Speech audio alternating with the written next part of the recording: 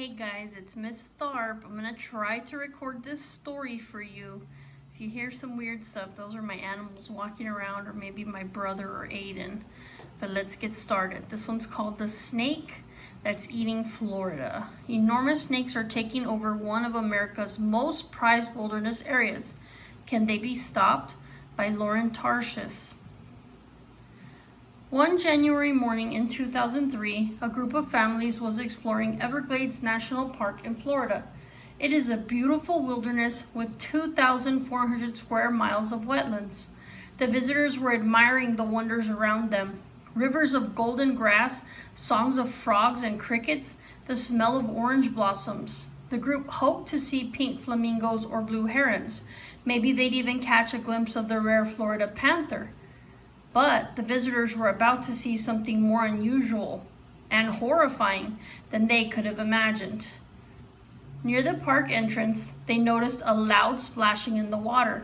As they got closer, they saw a massive alligator wrestling with a huge snake. The alligator had its jaws closed hard around the snake. The snake was wrapped around the alligator. The animals struggled like monsters in a horror film. Some of the visitors caught the scene on camera. Within days, the scene was shown on TV stations and websites around the world. To most people, this fight was just a thrilling and awful show, but many wildlife experts knew it was a problem, a big, slithery problem. Why? The snake was a Burmese python, a species not naturally found in the Everglades or anywhere in North America. For years, some workers in the Everglades had been warning that Burmese pythons were living and breeding in the park. They worried that these large snakes could bring harm to the environment. The wrestling match got the world's attention, but was it already too late? The arrival. Burmese pythons were first brought into the U.S. as pets. Some Americans have always kept strange and even dangerous creatures in their homes. Many people think that this is unwise and cruel, yet thousands of Americans own exotic pets, animals that are wild or don't normally live in the US. Want a white tiger? How about a baboon? Or maybe you'd like a mamba, a snake whose bite can kill a grown man in minutes. Unfortunately, all of these animals can be bought legally in the United States. Burmese pythons became popular as pets in the early 1990s. They were cheap, just $20 to $30 a snake. They are not venomous or likely to attack humans. As tiny curled up babies, they look quite cute.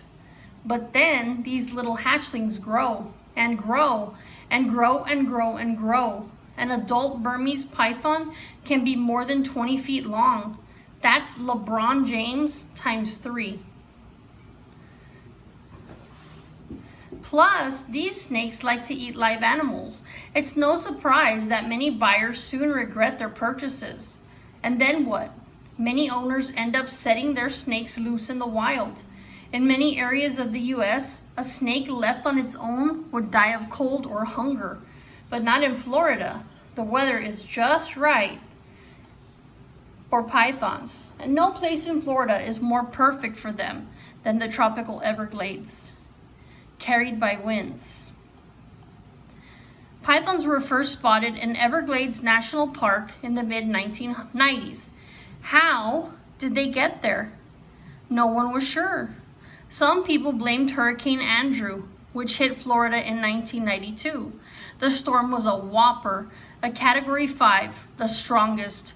It killed 65 people and destroyed thousands of homes and businesses.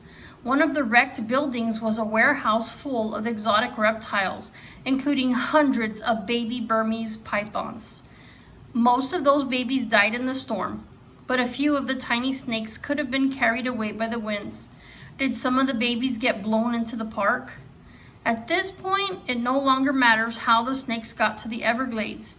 Today, their numbers are out of control. Some experts think there could be 100,000 pythons in the park. It's hard to know for sure how many there are. The snake's green and brown scales help them blend into the wetlands. This makes it nearly impossible to count them. But one thing is certain, pythons pose a big threat to the Everglades. Invasive species. Burmese pythons are an invasive species, a plant or an animal that is brought to a new place and damages the species already living there. There are around 5,000 invasive species living in the United States. More are reported each year. In some cases, these invaders cause great damage. A decision made long ago in Hawaii still affects birds to this day.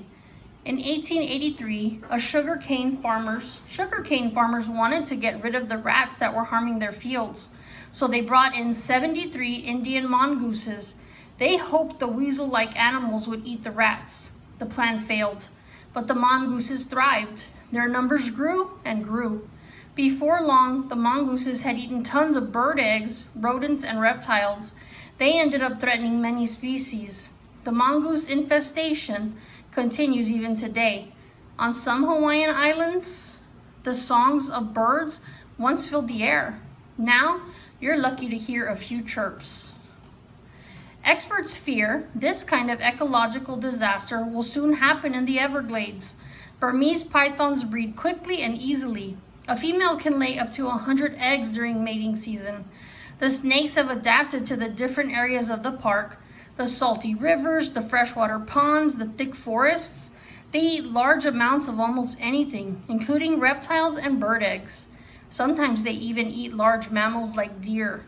As their numbers grow, pythons threaten many kinds of animals, including endangered species. And what eats pythons? Rodents eat python eggs, but full-grown pythons are the kings and queens of the Everglades. What can be done? It is now against the law to bring Burmese pythons to the U.S. to sell. That means fewer pet snakes will be set loose in the wild. But the python invasion of the Everglades is already a crisis. Teams of scientists are working to track and trap the snakes. And every year in Florida, there is a python challenge. Hundreds of hunters compete to catch Burmese pythons. But it's not clear if these efforts have helped cut back the python population. As one park ranger puts it, we are at war. Right now, the battle looks like that wrestling match between the alligator and the python. The struggle will go on for a long time. So far, nobody can say who will win. Okay, make sure you go back and look at the pictures, analyze what you see, read everything that's on the pages, and then I'll put a new link in for the second story.